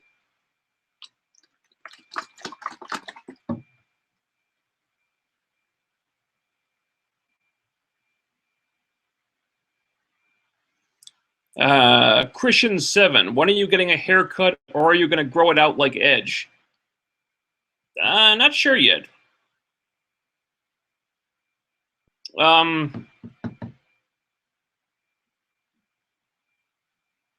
At some point I realized that I've never really had long hair before. And, I always preferred to have it short. So I figured, you know what?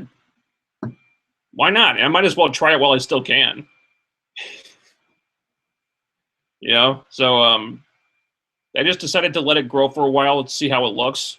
I kind of like it right now, actually. I finally noticed that if I comb it back, it doesn't, it stays out of my face and it doesn't really go all over the place. I kind of like how it looks now, so I'll cut it at some point, but not planning to do it just yet. Kind of like the way it looks. The Save Me one. Ruth Negga has been cast as a female lead in the Preacher pilot. I wonder what that means for her S.H.I.E.L.D. future. I suspect it probably means that she's jumped to the top of the who's gonna die this season list. Which would really bum me out because I love Rena. But hey, if he's going on another show, and that show gets picked up, what else are they gonna do? The good news is they have established, a pretty fitting way to write her off. So I think they could write that character off and really give her some juicy stuff to do on her way out and really do that character justice before killing her. You kind of bring a closure to her character in a nice way. So I think they could have a really nice a really nice exit for Reyna if they decide to kill her off, at least. But yeah, losing Reyna that would hurt. Because Reyna's great. Let's see, that gaming asshole. They could be referencing the comics where there are two Shields. Shield, the organization run by the U.S. military, and Shield, the ancient conspiracy dedicated to protecting mankind from aliens. The other organization could be Shield, the Shield, not Shield per se. It could be, could be. Let's see. That gaming asshole. BT dubs, the Masters of Evil were as follows. Hyde, a real Masters of Evil founding member. Ajax, a cyborg in the comics who has super strength. Angar the Screamer, a classic 70s villain. Fixer, crazed computer expert. Crazy nailed chick, no fucking clue.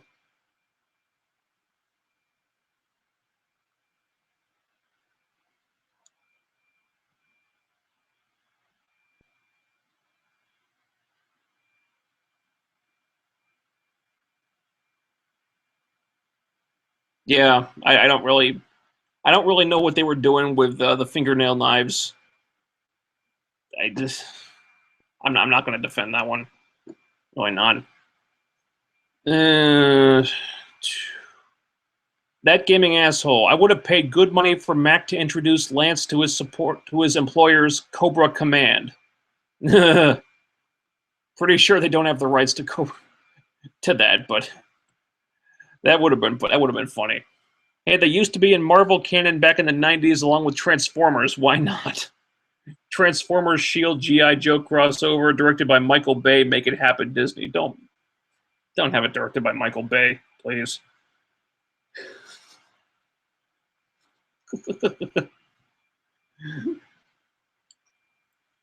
Elsa Morty, how do you see Ward fitting into all this? I personally can't wait for him to come back. I like what they've been doing with his character so far. He's twisted in a bit of a wild card. I think that he still has feelings for Skye, but after the mid-season finale, I can't really see how he will fit as far as the story is concerned. Well, they do. They have the Marvel artists do posters representing the stories of each episode. The one for next week has Ward and like two different versions of 33. One where she's like huddled up next to him in kind of a romantic way, and another where it's different.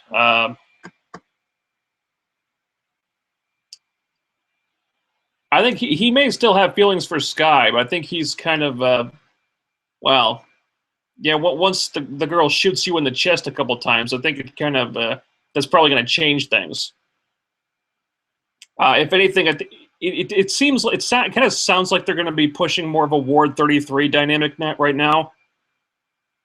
Beyond that, I don't really know what Ward is going to be doing. I suspect, since the press release, I believe for the next episode has the original Agent 33 actress, whatever her name is, playing the character again. I suspect that what they're going to be doing is Ward is going to try to find a way to get the nano mask off her face to maybe ingratiate her to him as a gesture of good faith, because she was brainwashed to be loyal to Whitehall. Now Whitehall's gone; she doesn't know what the hell to do.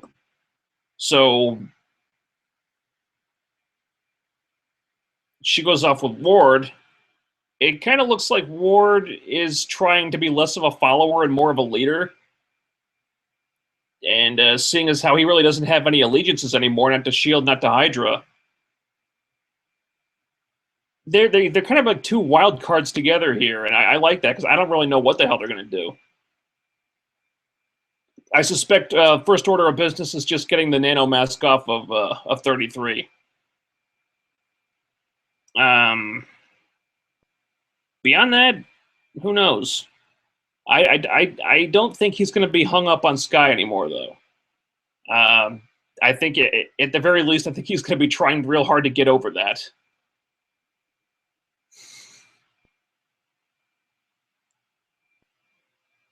Christian 7. When is Buck Angel going to debut? Buck Angel? I don't know who that is. I'm sorry.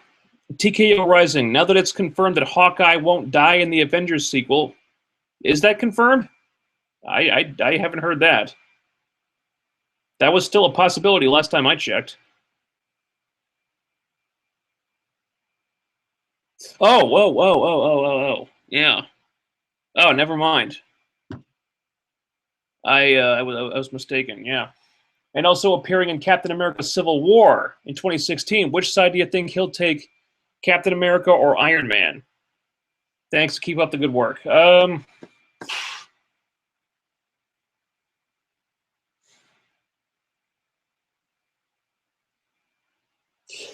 Good question. We don't really know too much about Hawkeye. That's the problem. His character has kind of been the least explored out of all the Avengers characters so far.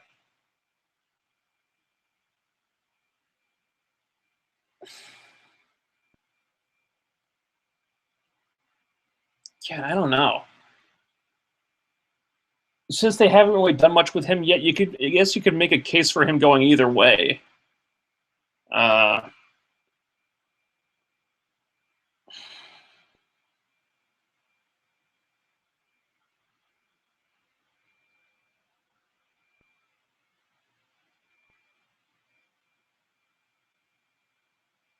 If I had to pick, I think maybe he would side with Registration. It's just a guess. Couldn't really tell you why. Jacob Walton. What if Fury decided in a twist go to different leaders of surviving Shield after post Hydra and ask them to be the heads of Shield? This way, more groups could be created, and once each group establishes positive results, Fury could later resume as director. It sounds confusing. I think he would want one person in charge. You could have he could have set up different Shield cells capable of operating independently and capable of running themselves. But I do think he'd want at least one person at the head.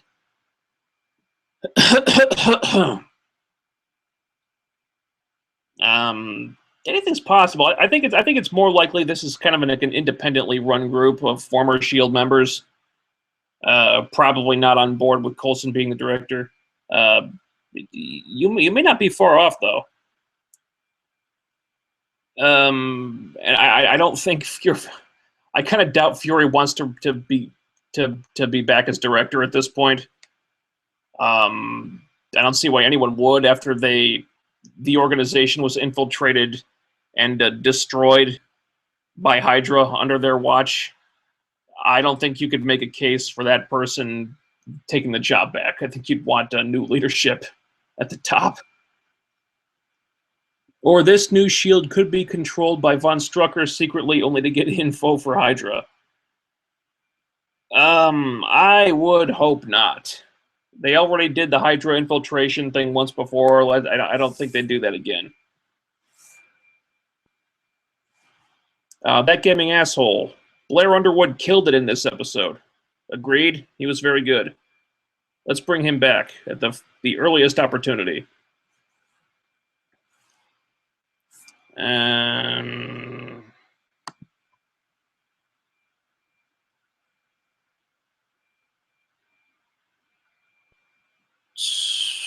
Barry and Iris stuff. Scott Pilgrim. All right. That gaming asshole. In the Ultimates, Black Widow is a cyborg. And that seemed to be what they're drawing from with her. Personality and powers-wise, also with theme and appearance, so I just assumed. Was she a cyborg in the Ultimates? I have the original run of the Ultimates by Mark Millar. I don't remember her being a cyborg. I remember her being a traitor and a double agent. Cyborg, I don't remember that. I do know that in the movies, Natasha wears those gauntlets that kind of light up. We don't really know what those are for. I assume they give her like extra punchy power or something. But that's not what a cyborg is. Christian 7, why I fuck Iron Man? I don't know. Why do you?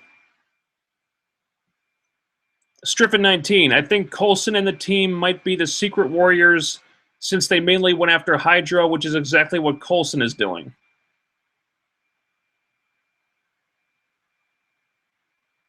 That's a big theory right now. Charlie from Emergency Awesome thinks this has something to do with Secret Warriors.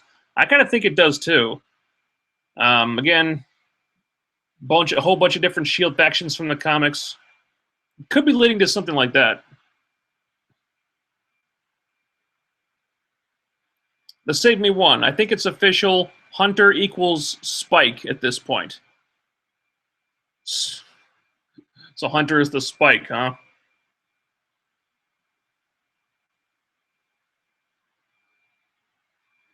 Is he going to get himself a soul at some point?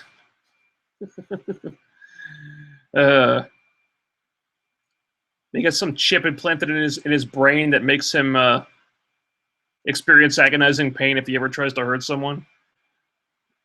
Not sure I see the connection here, but if you think so, go for it. Okay.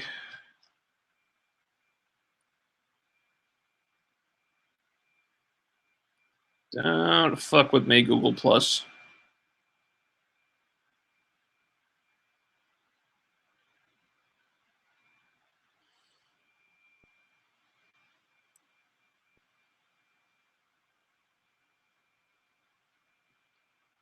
That gaming asshole. Save Me one. Spike is in X-Men, Spike is in Transformers, or Spike is in Spike the Dragon. Because those involve really different things, bro. I assumed it was Spike from Buffy the Vampire Slayer. I could be wrong. That gaming asshole. They said her abilities in the Ultimates came from enhancements, so either cyborg or genetically augmented. Oh, well, okay. Well, it's been a while since I read the original run of the Ultimates. Suppose it's possible that she did have enhancements. I always assumed that Natasha in the movies was just a really physically fit human being, though. She could have some, she obviously she has some tech that she uses in a fight, but again, that's not what a cyborg is.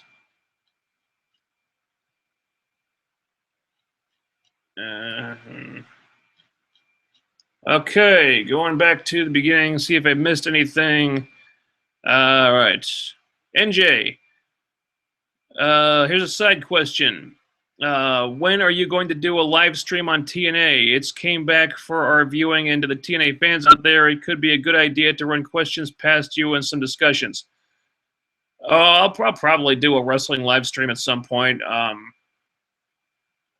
don't know when. Anything I have to say about TNA, I tend to cover in the weekly videos. But when there's a topic I really want to talk about, I'll probably do one. Not sure when. Exactly. That gaming asshole.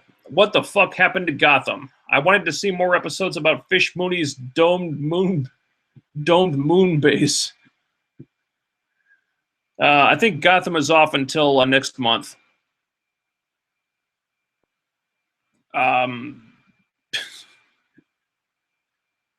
My guess is after the whole female Frankenstein thing, they were just too embarrassed, and hopefully they took a hiatus to retool the entire show.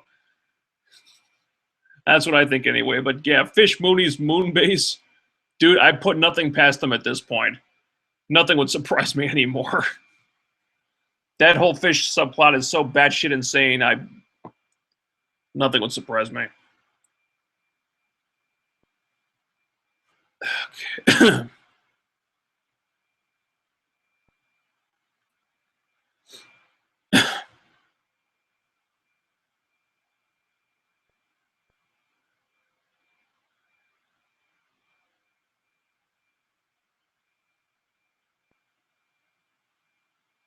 That gaming asshole.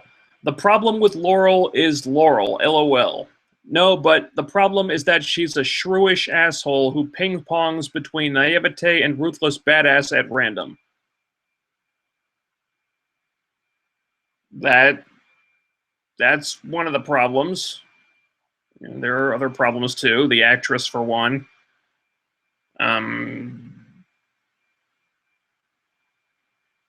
Mainly, she's just kind of annoying. Like I said, the actress is she doesn't fit with the others somehow. She's not on the same wavelength as everybody.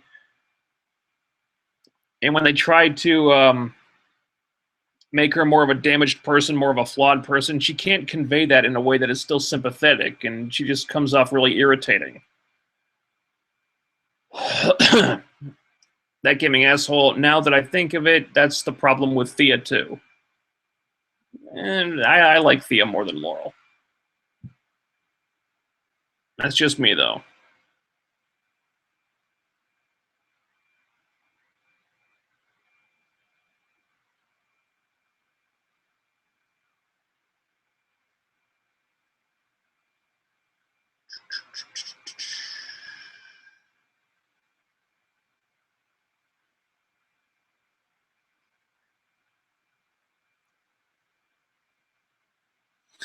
That gaming asshole. The time travel thing is kind of a huge problem with Captain Atom. He can easily travel through time and between universes, so there is no logical threat to him since he can just sidestep it. Then again, that is probably why he eventually became the villain Monarch. He would be powerful enough to kill Superman, Wonder Woman, The Flash, etc. LOL, maybe they should make Monarch a villain on Flash to fight Firestorm.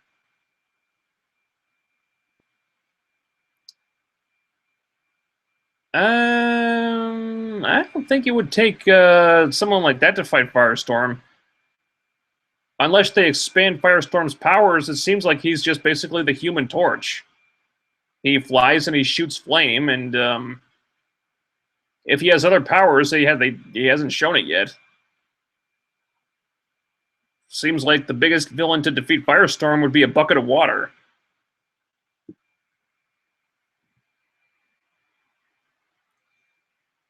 Elsa Morty, I agree with the danger of introducing time travel in The Flash. I think that Barry changing the past will have some bad consequences in the future. That's how they will go around from using time travel too much. You can't change the past without having to give up something you don't even know about in return. Like you have to say, like you save someone and unfortunately someone else ends up dying. I'm pretty sure that the Barry Iris conversation will not happen in the future, in the new future. I think you're right about that. I would not be surprised if they undo all the big events that happened in this week's episode. So he saved Cisco, but a lot of that other stuff just doesn't happen.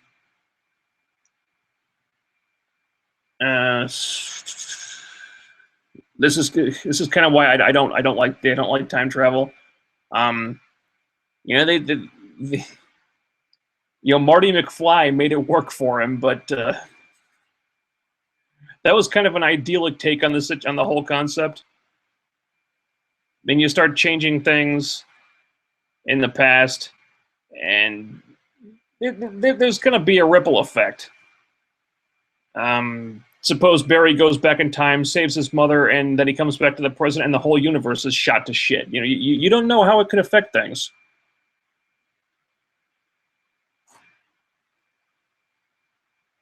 That would be an interesting storyline, though, if Barry saves his mother, and the consequence is that the whole world is ruined somehow.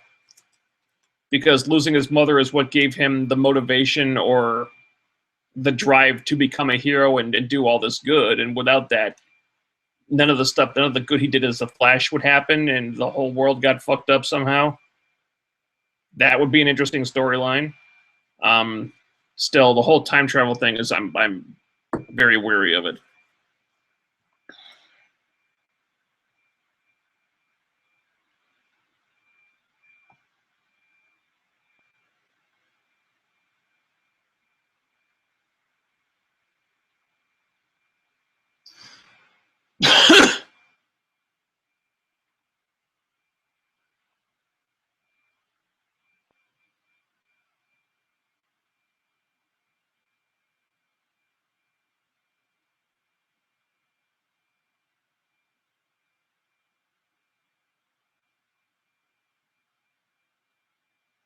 TKO Rising. Laurel really needs more training. She really got her ass handed to her badly by Nyssa. Yeah, people keep commenting that Laurel needs more training. It's, they're not wrong. Maybe that was the point, because now Nyssa is going to start training Laurel. Couldn't hurt.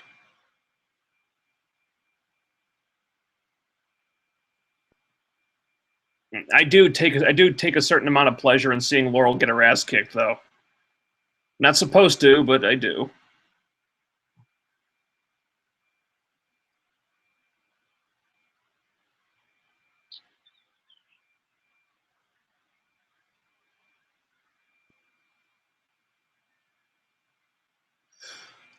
That gaming asshole. Something I was going to bring up last week when talking about Superman and Lois Lane, but talking about Iris and Barry works too.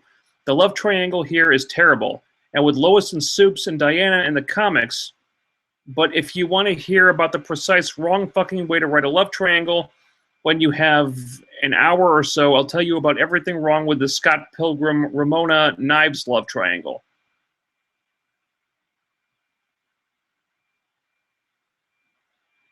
TLDR. Stupid, forced, wrong girl wins. Dude is a serial killer, and Ramona seems to be encouraging him.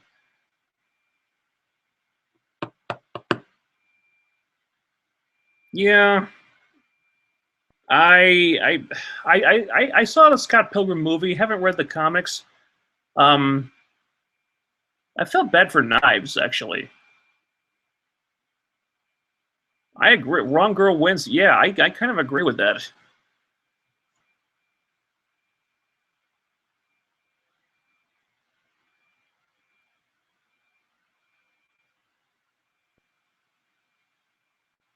Might have been more fitting if Scott Pilgrim kind of ended up alone, though, because in the movies, I don't know. He didn't treat those girls so well. He could have been a better boyfriend to Knives. That gaming asshole. Scott Pilgrim is what happens when you let someone who doesn't understand either love or basic criminal law write a comic book, which ends up demonizing a teenager for not being enough of a hipster. So whenever we complain about the writing on Arrow or Flash, just be lucky Brian Lee O'Malley isn't writing it, or else we'd have Barry killing random people that Iris used to fuck and then telling Linda Park that she's not good enough for him because she has the temerity to not be a hipster. Yikes. Okay. That is a positive.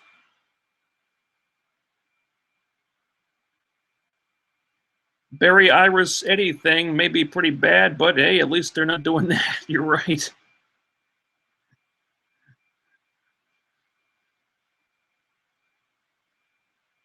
Okay.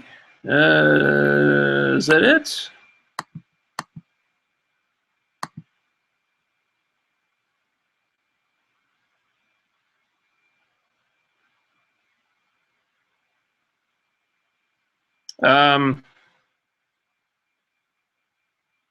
It's pretty much it, I guess. Christian7, are you a cyborg? Am I a cyborg? I'm about as much a cyborg as Kurt Angle is. Meaning, no, I'm not. For the record, I don't think TNA know what a cyborg is. They call Kurt Angle a cyborg. Do you know what the definition of a cyborg? No, he's not a fucking cyborg. No, I am not a cyborg, and I don't wrestle either.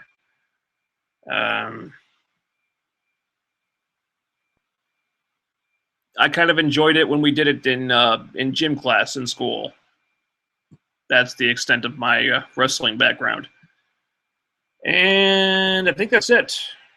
And we're about exactly at 2 hours here. So I'm going to wrap it up for tonight. Thanks, everybody, for tuning in.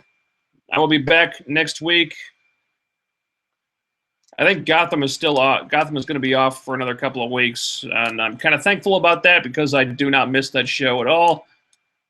I mean, I'm only sticking with it for the rest of the season because I'm still reviewing it for this show here. And in the meantime, we still got Arrow and Flash and Shield, which I think Shield is going to be uninterrupted for the rest of the season. I'm not sure about Flash and Arrow yet, but yeah, I think we got all three of them next week, and at least for the next couple weeks after that. So stay tuned for that. I will see you next week, same time, same place. Until then, over, out.